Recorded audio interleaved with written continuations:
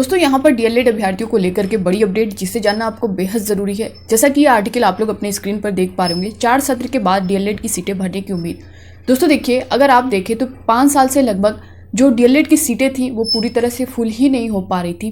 क्या था इसका रीज़न, वो सब आप सबको पता भी होगा, नहीं पता होगा तो हम लोग इसमें जान लेंगे। जैसा कि आपको पता होगा कि डीएलएड का जो आवेदन चल रहा है उसमें 2 बार डेट बढ़ाने पर भी सीटें फुल नहीं हुई। उसके बाद दोस्तों जो माननीय सुप्रीम कोर्ट की तरफ से जो फैसला आता है कि बीएड को प्राथमिक से बाहर कर दिया जाता है, उसके बाद से जो आवेदन में यानी डीएलएड 2023 के लिए आवेदन में जो उछाल देखने को मिला है दोस्तों, ये आप लोग अपने स्क्रीन पर देख पा रहे होंगे। इसमें क्या कुछ मेंशन किया गया है, एक बार इसे हम लोग पूरा पढ़ लेते हैं।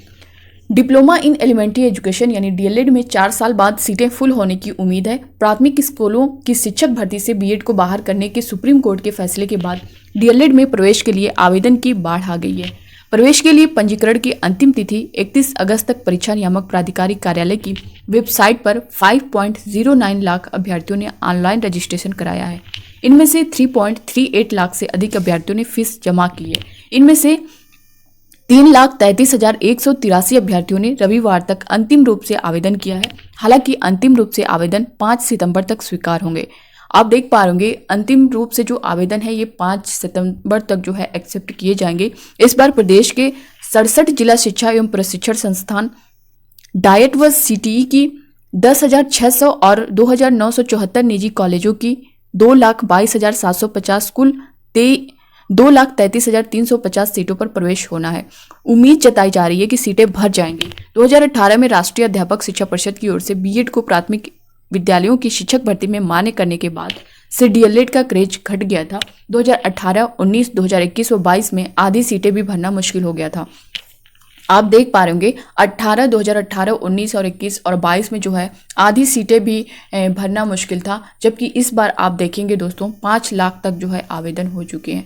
तो इस हिसाब से आप देखें तो अगर उस टाइम था तो ये था कि पीआरटी के लिए यानी प्राथमिक के लिए सिर्फ जो है आपका डीएलएड होना जरूरी था। जो डीएलएड वाले अभ्यर्थी थे वो सिर्फ पीआरटी के लिए ही अप्लाई कर सकते थे।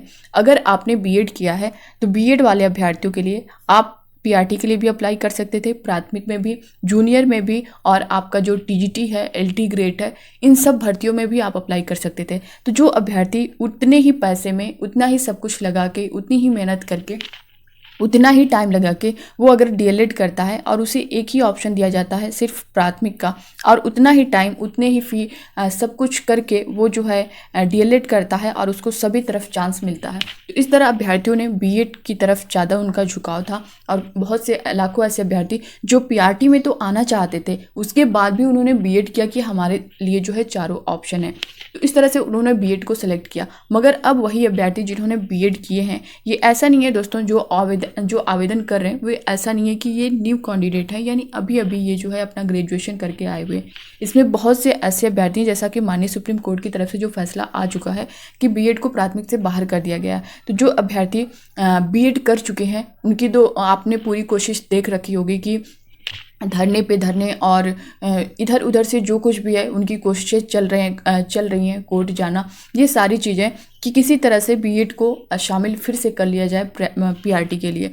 लेकिन दोस्तों यहाँ पे अगर देखिए तो जो वही अभ्यर्थी हैं जो बीएड कर चुके हैं, अब उनको ये एक तरह से ये कहें कि निराशा दिख रही है। जिस तरह से अगर आप देखें कि छत्तीसगढ़ में बीएड को पीआरटी से पूरी तरह से बाहर कर दिया गया है, उड़ीसा में पूरी तरह से बाहर कर दिया गया है। तो इस तरह से स्टेट वाइज जो है आपको देखने को मिल रहा है। केवीएस का आप देखें तो यहाँ पे जो है बीएड के रिजल्ट पर रोक लगा दी गई।